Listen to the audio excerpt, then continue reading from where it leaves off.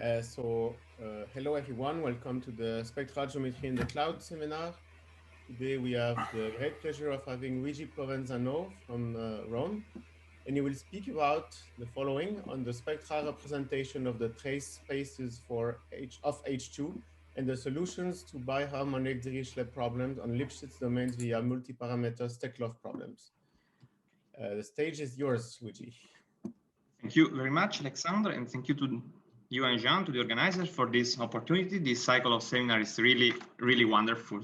So thank you for giving me the opportunity to deliver this talk here. And I am sorry again for the long title you had to read. As the title suggests, or let's say states maybe, I will explain how to obtain a spectral representation, whatever this means, we will see, of the trace spaces of the Sobolev space H2 using suitable biharmonic Steklov problems, which we introduced, say, for this specific purpose. So, okay, why the slides? Okay. The outline of my talk: in the first slide, say first 5 slides, there will be really a few. I will introduce a few notations, a few definitions on trace of functions of Sobolev spaces. Maybe all of you already know this stuff, but maybe it is useful to recall a few things. Then in the second part, which will be the most consistent part of the talk, I will present trace theorems for the Sobolev space H2 and how we obtain spectral representation of these trace spaces using biharmonic Steklov problems, which I will describe to you. Then at the end, only if I will have time and if you are not tired, since we have families of eigenvalue problems of 4th order, we could also discuss a bit on the spectral properties of this problem. However, I have to say that the main focus of my talk is on the spectral representation of the trace spaces, not on the spectral, say, behavior of these eigenvalue problems. Okay, so let's start with the first part, introductory part. Maybe most of the things I will tell are already well known from many of you, all of you maybe. However, if we take a smooth function or continuous function, for example, in the space Rn, of course, the trace of this function on an hyperplane, which we can identify with the r to the n-1, is naturally defined as the restriction of this function to the hyperplane, of course. And the same applies for the derivatives, because we can trace, if the function is smooth, also the derivatives. However, we are interested in this talk in the traces of functions belonging to the Sobolev space. So spaces of functions which are integrable in certain powers and with some derivatives which are also integrable. So what does this mean, a trace in this set? Well, in general, if u is just a local integrable function, this definition, of course, doesn't make any sense anymore. Of course, because these functions are defined up to sets of Lebesgue measure 0. I will not state the definition of trace. I will not write here. There are several equivalent definitions of traces. I just recall you what a meaningful definition of trace of function in a Sobolev space needs to fulfill. Of course, it must be locally integrable on the hyperplane on Rn-1. Of course, 2 traces of the same function must be equivalent on Rn-1. They should agree almost everywhere. Of course, 2 equivalent functions on Rn must have the same trace. And if the function, moreover, is continuous, the trace should coincide with the restriction of the functions. Now, there exists in the literature several equivalent notions of trace. So I want to enter into these details. I won't write here, even if it is not difficult to write a definition of trace, one of the possible definitions. You can find a definition of trace in the book you prefer. If you want, I can give you some references. Anyway, we just keep in mind these properties that the trace have to fulfill, just to think of a trace of a function. Then when we replace the space Rn with a domain omega, which for the rest of my talk I will consider of class 0,1, that is a Lipschitz domain, a domain with a Lipschitz boundary, and we replace the hyperplane with its boundary, well, the notion of trace, one of the equivalent notions I mentioned, is transplanted in a standard way by using a suitable partition of the unit. Nothing is mysterious, of course. Well, in this very talk, I'm interested in traces of function belonging to the Sobolev spaces HM, which is a subspace of L2. So I will put myself in the Hilbert space setting. Of course, we can speak about traces for Sobolev spaces WMP for p greater or equal than 1. However, in this talk, I will consider the Hilbert space setting. So let me fix just a few notation, a few definition of this well-known. HM for me is the subspace of function in L2 with all weak derivatives up to the order m in L2, so square integrable, endowed with the standard norm, which is this one. Of course, the most familiar space in this family are the space H1, which many of us use every day, I believe, which is the space of function which are square integrable and with square integrable gradient, and also the space H2. Of function square integrable along with the gradient and all weak second derivatives. And okay, just notation, L2 of omega and L2 of the boundary are the standard Lebesgue spaces of square integrable function on omega and on the boundary. This is just notation. Well, what we have, standard embedding theorem, I'm only for now recalling standard results. When we consider the space H1 of omega, then function in this space have a trace in the sense that I recalled in the first slide. So there is a meaningful definition of trace for this function belonging to this space. Moreover, there exists a linear and continuous and bounded operator gamma 0, which maps a function u in H1 to its trace, which is in principle a function in L2 of the boundary. And this operator is the so-called trace operator. So we have this one. This is standard embedding theorem. If we consider the space H2, we have not only the trace operator gamma 0, of course, being H2 a subspace of H1, but we have also a linear continuous operator gamma 1, which associates to a function in H2 its, say, normal derivative in the sense of trace.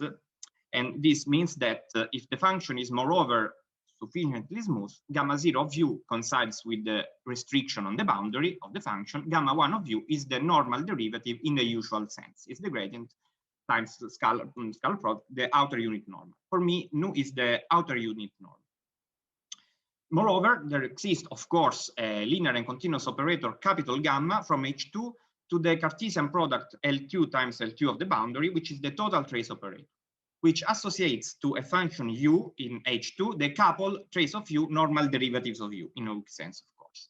And we will see later that in many cases, especially in the non-regular case, describing the single operators, gamma 0 and gamma 1, is not, or does not end the story of describing the whole total trace operator gamma. We will see. And in general, when we have the space, the Sobolev space HM, we have m well-defined linear and continuous operator from HM to L2 and the total trace operator. Of course, what are these gamma j? If u is sufficiently smooth, gamma j of u is the jth normal derivative of u. So we have well-defined traces in this space, and this is standard. Now, a classical and a fundamental problem, a very classical problem, I will show you also a bit of history, in the theory of Sobolev spaces is the description of the trace space gamma 0 of H1. That is the space of all traces of functions between belonging to H1 of omega. It's the image of H1 through the trace operator. This is the answer of this is classical, but in general, describing the trace spaces for HM and the total trace space of HM. Well, the study of these topics on the trace spaces for Sobolev spaces, in particular for H1, has its roots back to, for example, at least to, for example, this paper by Hadamard in the starting of the 20th century, where he discussed a method proposed by Hilbert at the time for solving the Dirichlet problem. Hilbert proposed to solve the Dirichlet problem, find an harmonic function in a region which takes given values at the boundary by minimizing an energy functional, the integral of the gradient square, of course, something that we all of us more or less know very well. However, the thing I'm saying here for now, for us now, are really simple and standard and maybe stupid, but at the time it was not like so. In fact, in this very paper, Hadamard pointed out the need to clarify under which condition of the boundary datum G, the Dirichlet problem, that is find an harmonic function U in omega, which agrees with G on the boundary, has a square summable gradient. In fact, in general, you cannot expect for any G to minimize an energy functional and find a solution of this problem. In fact, Hadamard here in this paper, a 6-page, really nice paper, produce a counterexample. It produces a function G on the boundary of the unit disk in R2, a function G given as a Fourier series in terms of sinus and cosinus, whose coefficients form an absolutely convergent series, so a very nice G, for which a solution to this problem exists. You can find via other methods than the variational ones, but for which the solution has not a square integral gradient. So the problem was, was subtle actually, and in modern terms, this problem is reformulated as the problem of finding necessary and sufficient condition on the boundary datum such that this datum is the trace of some function in H1 of omega. That is, the minimization problem for the energy functional is set in a non-empty space. This problem coincides in the description of the trace space gamma 0 of H1. Now, for the Dirichlet problem, for the Laplace operator, for gamma 0 H1, we know already the answer. The answer is that gamma 0 H1, the trace space for H1 is just H1 alpha of the boundary, which is the standard Sobolev space of fractional order or Gallardo-Slobodevsky space. Now, this answer has been given in the 50s, in the 54 by Arongine and Nikolsky, and then in 56 by Prodi and also Slobodevsky for P equal to, so in the Hilbert space setting. In general, for the space W1P, in the 57 by Gallardo. So this is why Gallardo-Slobodevsky space. So there is a bit of history about this stuff. So everything is clear for gamma 0 H1 for the space H1. We all know this stuff. But the situation becomes much less clear already with the space H2 of omega. So if the boundary is sufficiently smooth, in the literature, you can find the descriptions of the total trace. The total trace of H2 is the space of the couples of the trace and the normal derivatives in the weak sense of function in H2. Well, if the domain is sufficiently smooth, this space is just the Cartesian product of the space H3 half of the boundary times H1 half of the boundary. These are the standard Sobolev space of fractional order. And these singularly are the single trace spaces. That is, H3 half of the boundary is just gamma 0 of H2, is the space of all traces of function in H2. H1 half is the space of the normal derivatives of function in H2. But this you can find in the book of Nekas, for example, or in other references. But this is the domain is sufficiently smooth. If it is not smooth enough, there is not such neat description of gamma of H2 of omega, of the total trace space. So a few explicit descriptions, so a general theory was not present in the literature. A few explicit descriptions are available in particular cases, for example, two-dimensional polygons, or more general planar Lipschitz domains. You can find something in the book of Grivard, of elliptic problem on no-smooth domains. And there are a number of papers by Giuseppe Gemonat on planar Lipschitz domains and this kind of problems. And these concerning the total trace space, so the space of the couples trace normal derivative. But still looking at the single trace space, actually the very definition of the space H3 half of the boundary is not really clear if the domain is not of class C2 or C11, say, if we want to. Because we need the boundary to be to have a certain smoothness in order to transplant the space H3 half of a flat hyperplane on the boundary.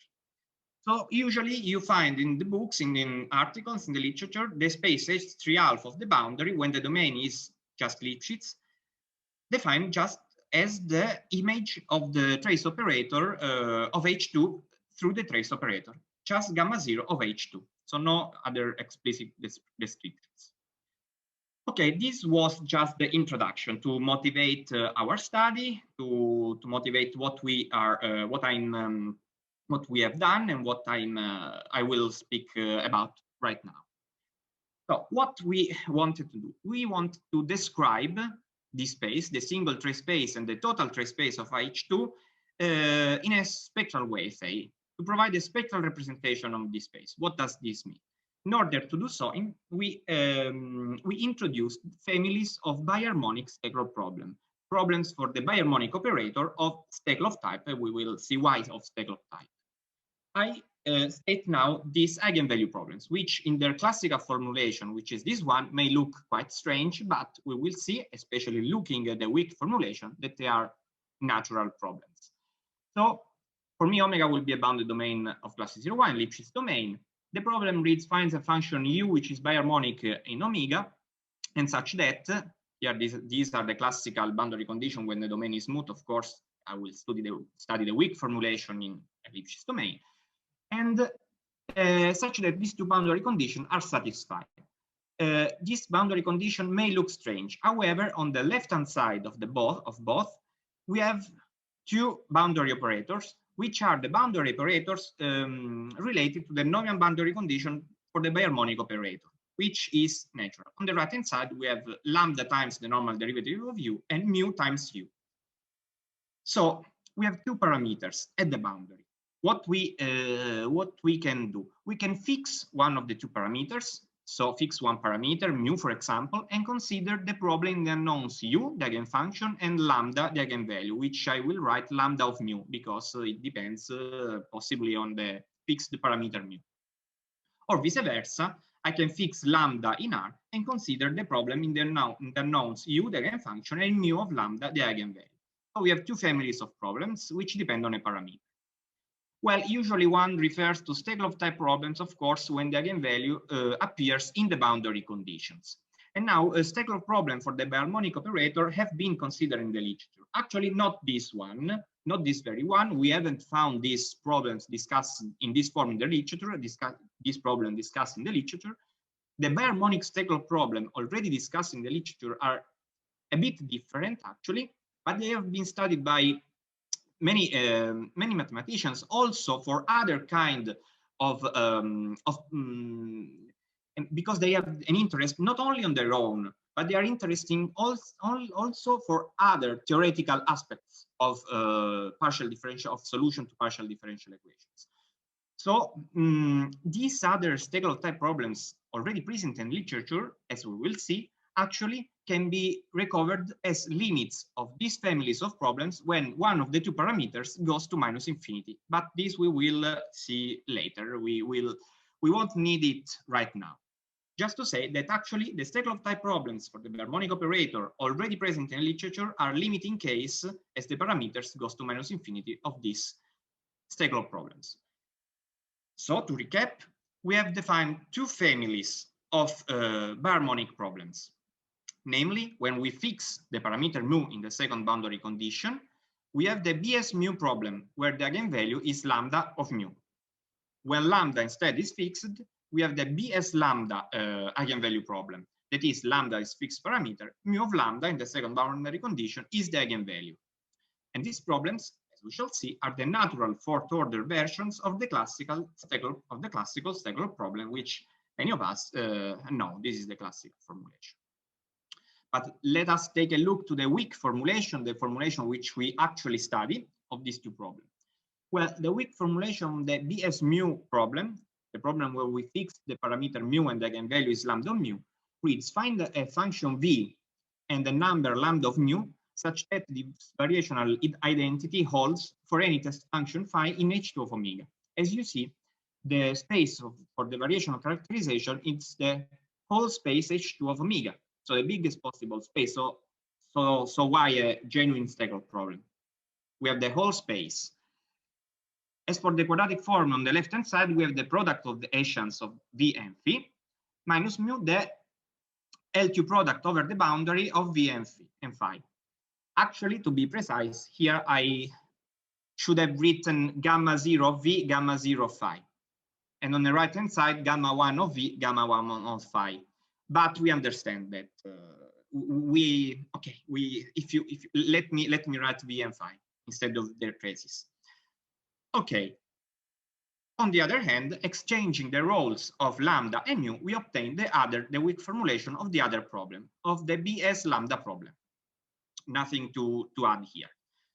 Okay, we see that if in the first weak formulation we choose a parameter mu strictly less than 0, and in the second formulation we take the parameter lambda strictly less than 0, then the quadratic form on the left-hand side are non-negative.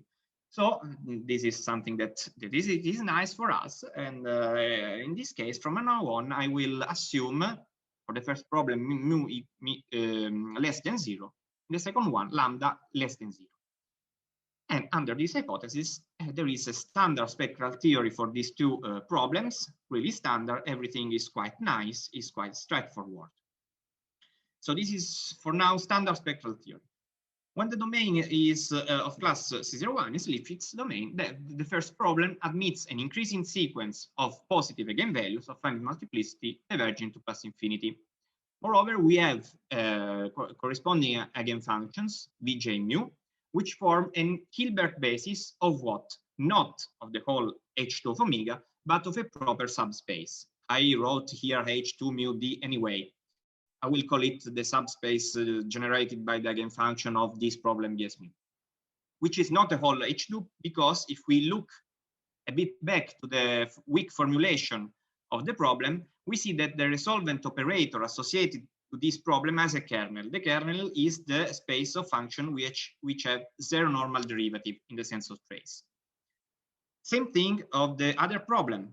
It admits an increasing sequence of non-negative eigenvalues of finite multiplicity. The first one is 0 of multiplicity 1, the other are positive.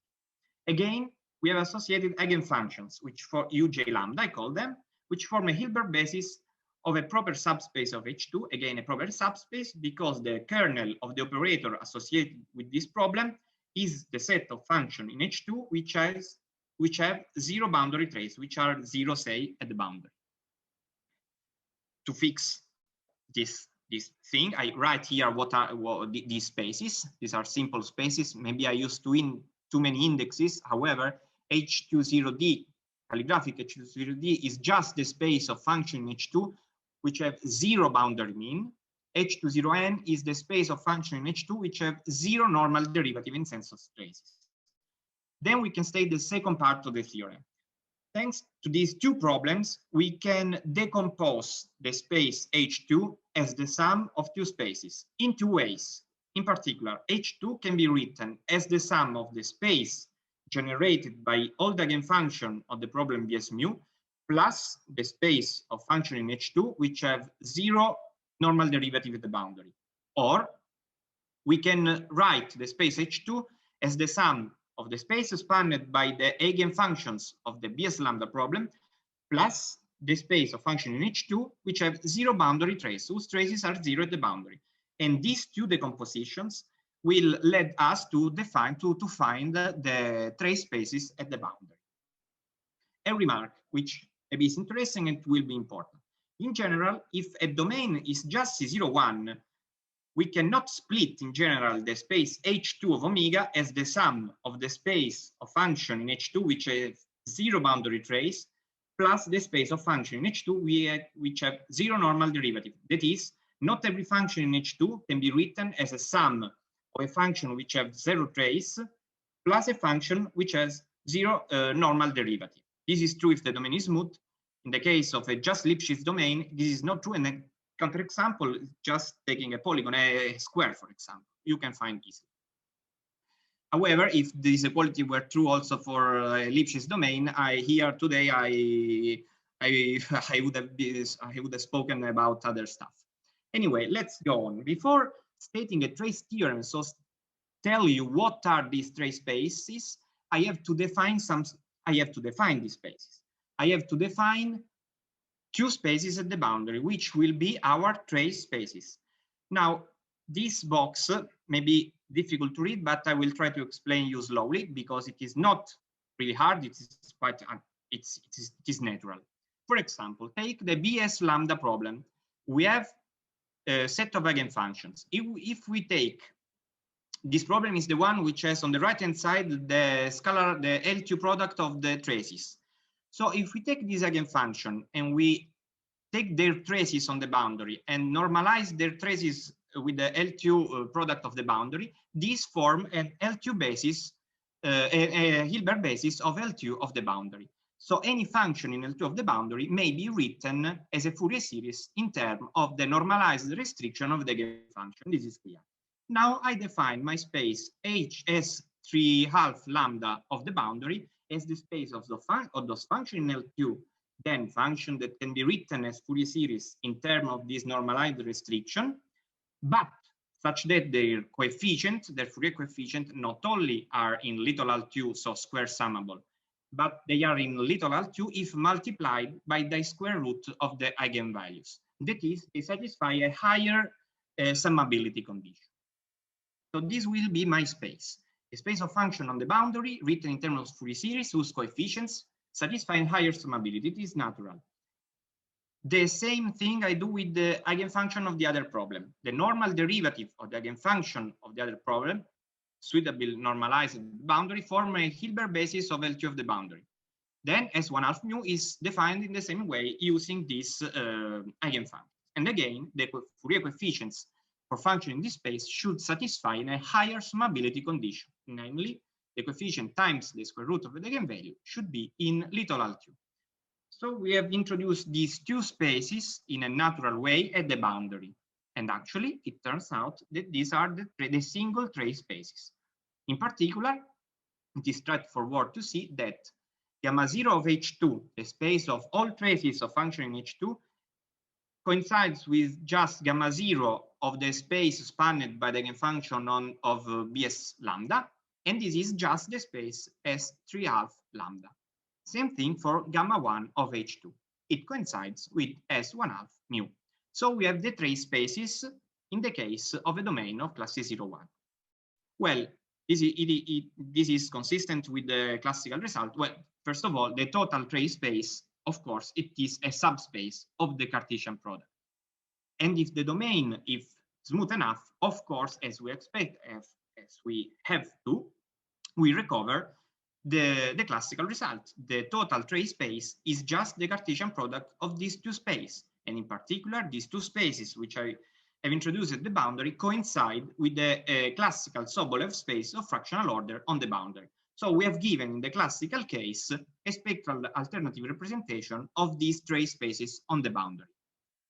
And something may bother you that in these spaces, the subscript lambda mu appears. So it seems that there is a dependence on the parameters on this space. Actually not, because these two spaces do not depend on this lambda or mu. Lambda or mu just produce a little change in the scalar product on the space, but scalar product which are all equivalent. So we are just distorting the scalar product. The spaces are the same. So we can fix one lambda and one mu. We not strictly less than 0. Not a problem. Before going to the total trace part, because here we are simply describing the single trace spaces, a few remarks. If we set also in the Lipschitz case the space H3/2 of the boundary to be just the image of H2 of omega through the trace operator, then now we have an, say, explicit, in a certain sense, a spectral characterization of this space in terms of Fourier series associated with the eigenfunctions of these problems of problem Bs lambda. So at least in description explicit than it was before, just the image of gamma 0. Moreover, if omega is smooth enough, it is quite standard, say, to compute a Weil law, a first term in asymptotic expansions of the eigenvalues of the two problems. And we see that lambda j, for example, of mu, first term does not depend on the parameter, behaves like a dimensional constant times j over the volume of the boundary, measure of the boundary, to the power 3 over dimension minus 1. Mu j of lambda has a similar expansion, except for the exponent, which of course is 1 over dimension minus 1.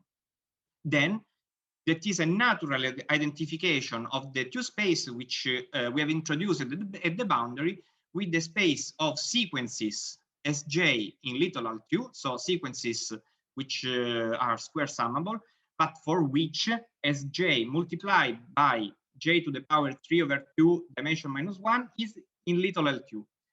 And correspondingly, the other space with the space of sequence in little L2, which satisfy again an higher summability condition, as j times j to the power 1 over 2n minus 1 is little L2. So we are identifying our space with space of sequences in little L2, which satisfy an higher summability condition. And you see the exponents here in this higher summability condition, which are natural, 3/2, 1/2. And if we look back at the paper of Hadamard and his counterexample,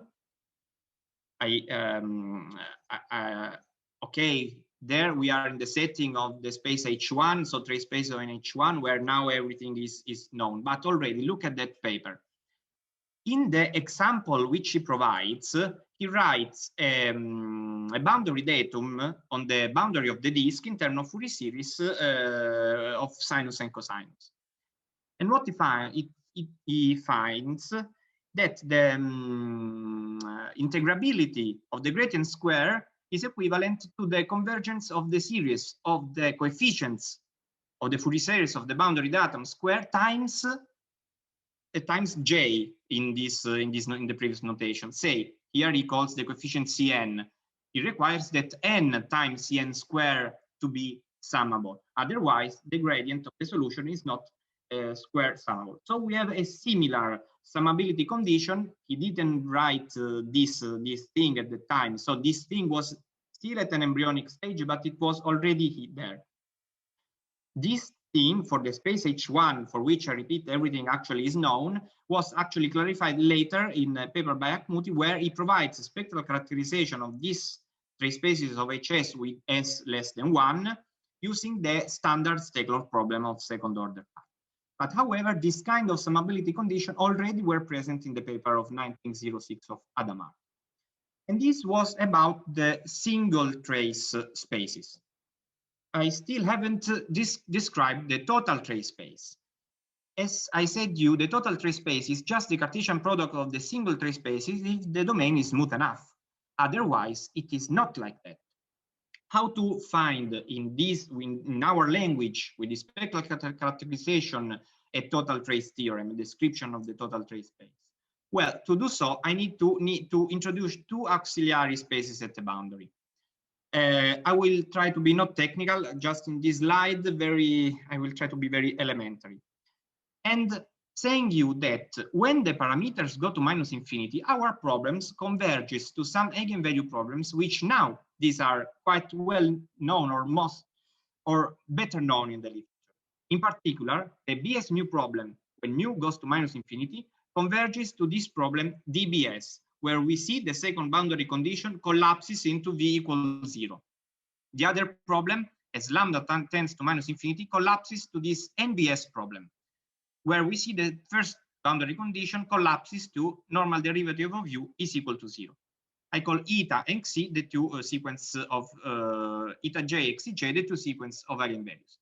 And these DBS, especially DBS and NBS problems, are the Spectral problems for the biharmonic operator, which you already find in the literature and that have been studied in the variance. So they are limiting problems. However, we have a standard spectral theory also for these two problems, which are the limiting problems. And in particular, exactly as we did this before, we can define two spaces at the boundary, which I call S1/2 infinity and S3/2 infinity, where infinity stands for the fact that we are considering these limiting problems. So we have two other spaces at the boundary that in general are not equal to the spaces I have written before. What are these spaces? These two new spaces, which are useful to state the total trace theorem, are just S3/2 infinity is just the space of traces of function in H2 which have 0 normal derivatives, while S1/2 infinity is the space of the normal derivatives of function which have 0 trace. So they are not the traces and the normal derivatives of the whole H2 of omega, but just of the subset of function having 0 normal derivative of 0 trace. But if the domain is sufficiently smooth, then these two spaces coincide with the previous one. That is, the spaces are preserved delimiters mu and lambda goes to minus infinity. And in particular, they coincide with the standard space, Sobolev spaces of fractional order on the boundary. But if the domain is not smooth enough, say it's just Lipschitz, something strange happens. We found out this strange phenomenon, that the total trace space of H2, the space of traces, the coupled trace normal derivative of function of H2, lies in between the Cartesian product of the limiting spaces and the spaces I introduced before. In particular, S3 alpha infinity times S1 alpha infinity of the boundary is a proper subset of the total trace space, which is a proper subset of S3 alpha lambda times S1 alpha. So it lies in between. It's not really maybe a product. It's something strictly in between the two. So something happens at the limit. And then we are ready to state the total trace theorem, which is somehow natural. I will not say explain to the detail this one, but what states this theorem? If omega is a bounded domain of class C01 and a couple Fg is in the Cartesian product of the space S3 alpha lambda times S1 alpha mu that contains the total tree space, of course, with f and g given as a Fourier series in terms of the traces of the eigenfunction of the two problems, then they belong to the total tree space if and only if one of these two equivalent compatibility condition holds. I will not enter in the details. Question in the chat.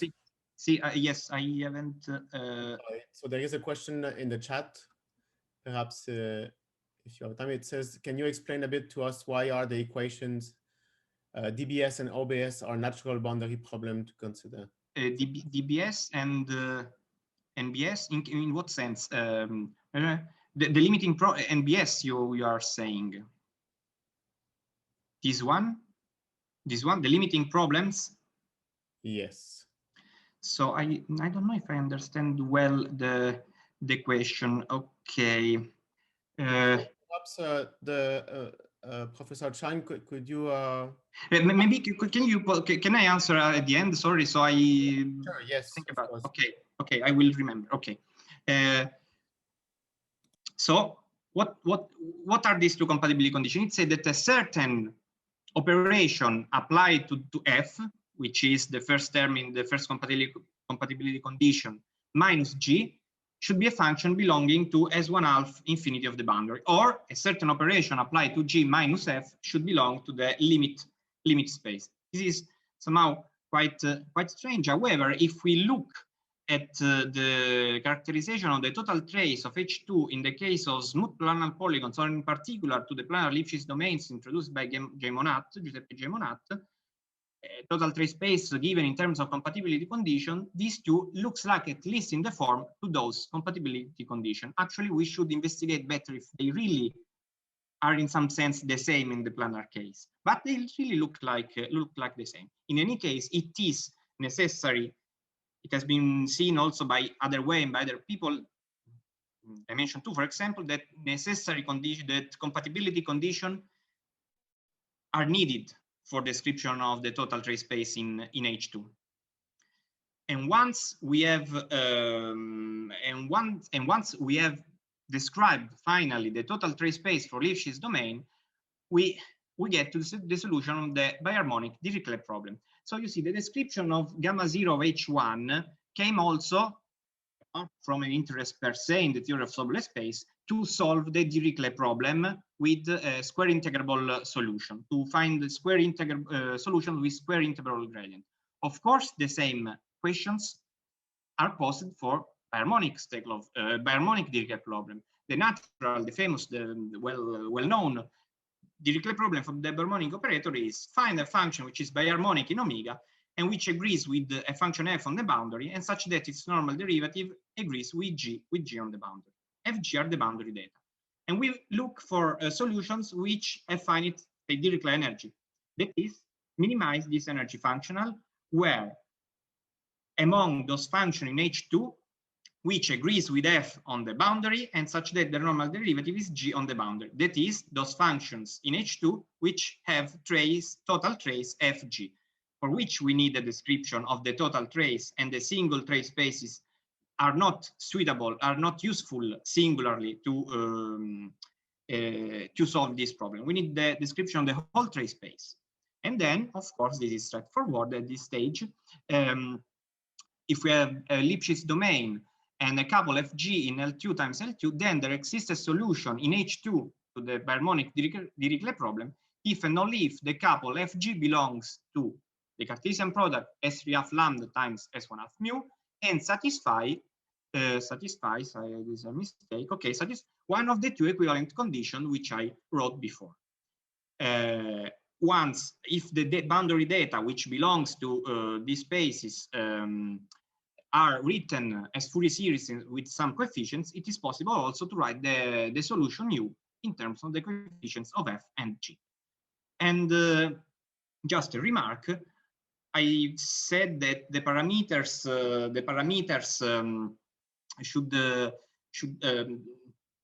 parameters mu and lambda, I pose them less than 0. Actually, all what I said is valid for mu strictly less than xi1, which is the first eigenvalue of the problem NBS, which is 0, so nothing actually changes, and lambda strictly less than eta1, the first eigenvalue of the DBS limit problem, which is strictly less than 0, so we have more flexibility. In any case, it's just sufficient to fix lambda and mu for one problem and the other problem.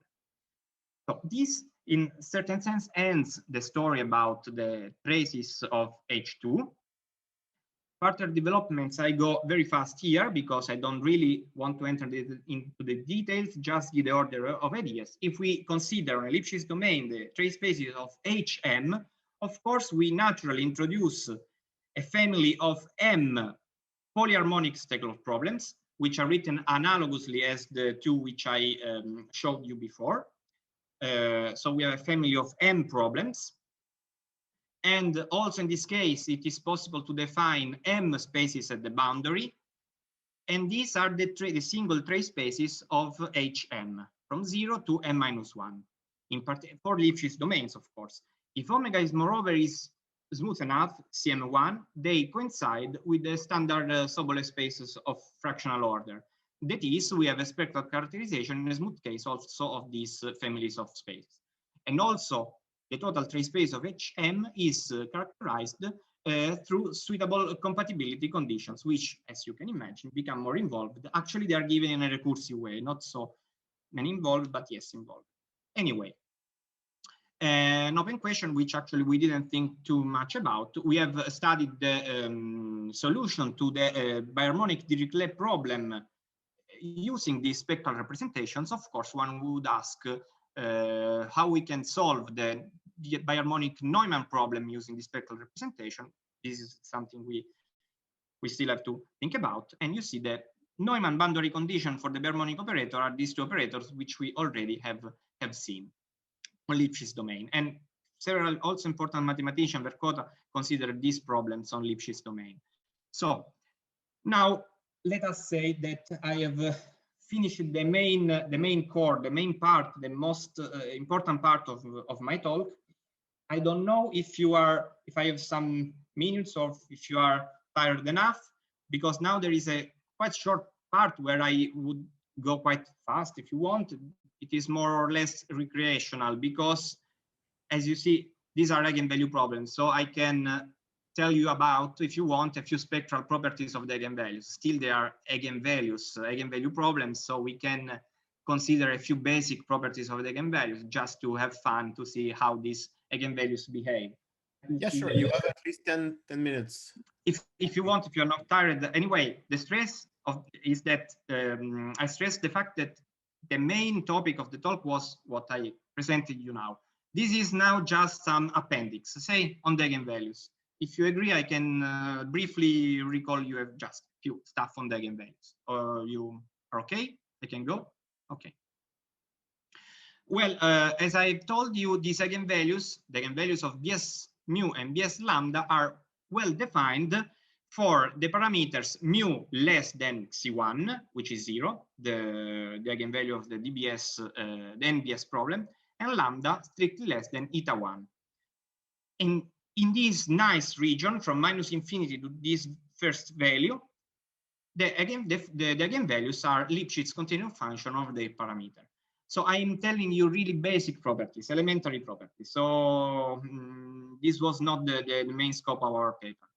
Moreover, they also behave very well, I already anticipated you, when the parameters goes to minus infinity. In fact, we have the convergence of the eigenvalues to the limiting problems dBs and NBS. Moreover, we have compact convergence of the resolvent operators, so we have quite nice asymptotic behavior of these eigenvalues. Moreover, for the unit ball, here things are really quite simple because eigenvalues and eigenfunction can be computed explicitly, and I will show you also pictures in this case. In fact, biharmonic functions on the ball, on the unit ball, are written explicitly. They can be written as a product of a radial part and an angular part. The angular part is a standard spherical harmonic of order L. The radial part is a combination of the radius to the power L, corresponding to the index of the spherical harmonic, and the radius to the power L plus 2. This is standard. Then imposing the 4 different boundary conditions of the problems Bs lambda, Bs mu, dBs, and ds, we found explicit formulas for the 4 families of eigenvalues. Here, these are not the eigenvalues eta j, xj, lambda j, but they are indexed according to the index of the spherical harmonic. And the expressions are really simple. They are rational functions depending on the index of the spherical harmonic and on the dimension. These formulas are useless if we don't make a picture, of course. These are the eigenvalues mu of lambda. As you see, mu of lambda, as lambda goes to minus infinity, converge towards the eigenvalues xi of the NBS. Of course, if we flip this plot, we exchange the role of lambda and mu, we obtain the eigenvalues lambda of mu. So you see the vertical asymptotes for the, say, lambda x, as you want, greater than 0, are just the in correspondence of the eigenvalues of the dBs. So you see this Bs lambda problem is very nice when lambda goes from minus infinity to the first eigenvalue of the problem dBs. Then on the right of this first eigenvalue, there is a bit of a mess that we have investigated a bit, not so much. So this is one thing. Another thing is that, okay, at least formally, we can compute as j goes to plus infinity, the first terms in the values expansion for these eigenvalues. You see the eigenvalues and the limit eigenvalues as mu or lambda goes to infinity have the same behavior, except for a term 3/4 in front. And this is due maybe for the fact that, at least for the ball, we see that the parameter mu or lambda appears in the second term of the asymptotic expansion. But we didn't really investigate this part. This Weil's law holds for smooth domains, and of course also of the ball. On the ball, you can compute it explicitly. Another thing, curious thing that may happen. We have seen here in the picture that as the parameters goes to minus infinity, the eigenvalues tends to their limiting behavior. Then what happens? They can be always strictly below their limiting value for all xi in the nice interval, or if at certain point they touch their limiting behavior, they coincide with this limiting behavior for all values of lambda, of the parameters, say. This holds for both problems. A picture explains better. This is lambda 1 and lambda 2 of mu in the ball. We see that lambda 1 at a certain point touches the is asymptotic value, and then from there on it coincides with it. Moreover, this value is an eigenvalue for all mu, and not only greater than 0. Here the graphic is not complete. For lambda 2, we have that lambda 2 remains strictly less than its limiting value. So these things can happen. Also, a tricky part is to consider these eigenvalue problems in the bad part, say when the parameter is greater than xi1 or eta1. To do so, we have to consider the intervals among 2 distinct eigenvalues of the limiting problem. For example, for lambda j of mu, here we have to consider the interval between xi2 and xi3 in order to study the problem. Here I don't want to enter the details. Simply the eigenvalue problems are not settled on the whole H2 of omega, but on H2 quotients, some eigenfunction of the limiting problem. And what happens when the parameter is equal to xc2 or xc3 or eta1, eta j, say, in the other case, still have to be, at least for us, investigated. But as I disclaimed already, this was not the focus of the topic. We just collected a few information on this eigenvalue. Finally, remark, you see that these problems are clearly naturally related to fourth-order Robin problems. In fact, if you take a solution of one of these family of biharmonic Steklov problem, then this function is an eigenfunction corresponding to the zero eigenvalue of a biharmonic Robin problem with the two parameters. Of course, a Robin problem has two parameters at the boundary.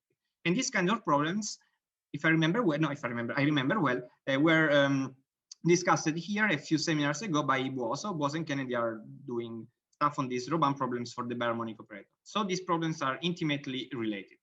Well, I end here. I just want to give you a couple of references. So for people just who are curious on traces function for Sobolev spaces, we have recently written a survey with Pier Domenico Lamberti where we collect some known and also less known results on traces for Sobolev spaces, not only HM, but W and P, say, for all order of integrability and differentiation.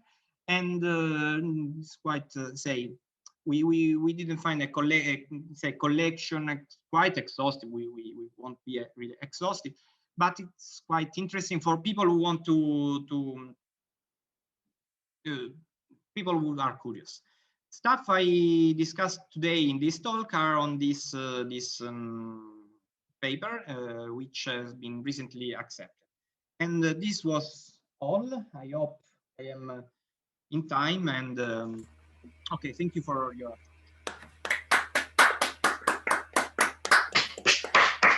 attention. Thank you, Luigi, for this talk. So it will now be time for questions. We'll start with the question that was in chat. So there's a question from Alice Chang. I'll repeat the question, but if she wants to add more. Yeah, I just want to know a little bit of a background of why this PDE, DBS, and GBS are natural, and the background of this formulation.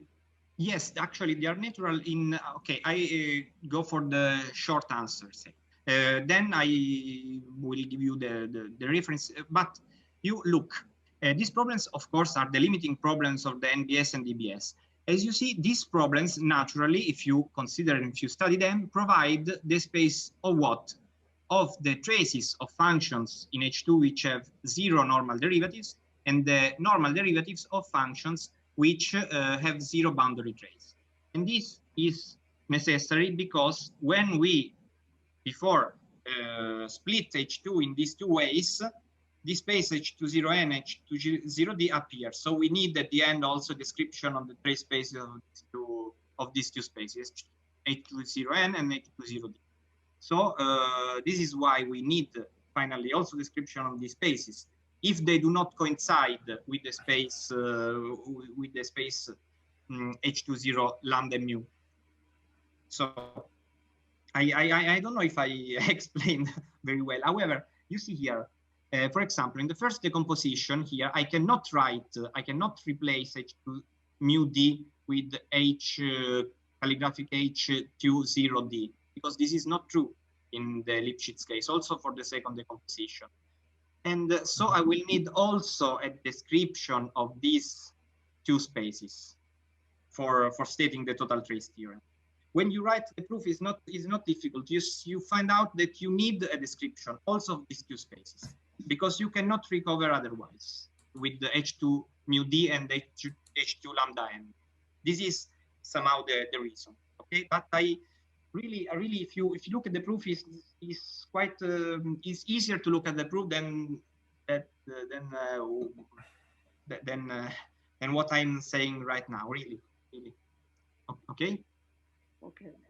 Does this PDE, do this PDE arises in some physical content? Well, okay, yes, of course. We have studied with Davide Buoso before doing this. one of these problem, the BS lambda with lambda equals 0, which appears in the study of a vibrating plate with mass which is concentrated near the boundary, for example. But other problems, also the DBS and NBS problems, are arise in other phenomena. This one are described are already present. These two in the literature. These two are already studied. You can find a lot of references. All these guys have already here studied these problems, and also they are important for a theoretical point of view. Also in view of other properties of solution to elliptic PDEs. They are related, for example, to the Fichte's principle, duality principle, and other stuff like that. So yes, there are things about this for this biharmonic Steklov. Okay, thank you. Well, I have a question. Yes, I have a question. Yeah. Yes. Sorry, I was drinking. Yes. So I was wondering, when you give the characterization of the trace space, it is in terms of decay of the Fourier coefficients in some sense. Yes, and exactly. If you take one of the, the domain is Lipschitz, so you can parameterize it locally as a graph of a function. Can you give a local condition characterizing this as well in terms of the graph of the Lipschitz function? In terms of the graph of the Lipschitz, actually, like in a chart, in more smooth situation, we work in charts, but here, if the domain is Lipschitz, we also have something like a chart, because there is a coordinate system where it is locally the graph of a function. Yes. Sorry, I have not really understood the question. What do you characterize in terms of why the so instead no. So sorry. Could you repeat the question? I haven't understood very well the question. So if you look at the point on the boundary, there is a coordinate system where there yes, of course. There you have locally the subgraph of the Lipschitz function. Okay. So if you look at the graph of the Lipschitz function, can you give a condition on the Lipschitz function that characterize that that in these coordinate you have a function, and in terms of these it will be expressed that the trace of a function is in the space, like with an intervention of, I don't know, the function with but you are just talking about the definition of trace. Yeah. Yes, perhaps. Yes. But yeah, of course, the definition of trace is given in terms of these local charts, the very definition of trace. Okay. So if you from here you can find the conditions to be in the trace space you are saying. But I don't know if we can see that from this spectral characterization actually. If I understood well the question. Perhaps my question is too vague, and I will think about it, and I will. Yeah, maybe make sense of my own question. I will contact you. Yeah. Yes. Okay. Sorry. Yes. Can I have a question? Yes. Absolutely. Yes. So in fact, is it possible, or I mean, do we have any estimate for the eigenvalues of this problem, BS mu or BS nu, in terms of the geometry of the domain? For example, do we have any Fabre-Cran inequality for the eigenvalues, for the first? Actually we we look at these problems really for the first time. So for this problem we don't know any Fabre-Cran. You see already here in the BS lambda, which we already with Davide Bos considered lambda equals 0, it is already difficult to find a Fabre-Cran inequality, because the kernel, when lambda is equal to 0, is given by the constant function and the coordinate function. So it is quite tricky to find. But maybe for different values of the parameter, I've studied Fabre-Cran inequality here for BS lambda and lambda equal to 0, and it is quite difficult. But maybe for lambda different from 0, strictly less than 0, it could be easier. But this is a thing that we plan to do in the future. Still didn't do. As I said, the focus was on the characterization of trace spaces, not really on the spectral behavior. This will be a future work, say. Really elementary properties of the eigenvalues we collect. Nothing more difficult. Okay, thank you. And just one more question. When you take mu goes to 0, do we have any Any boundary limit, or no, it's not interesting?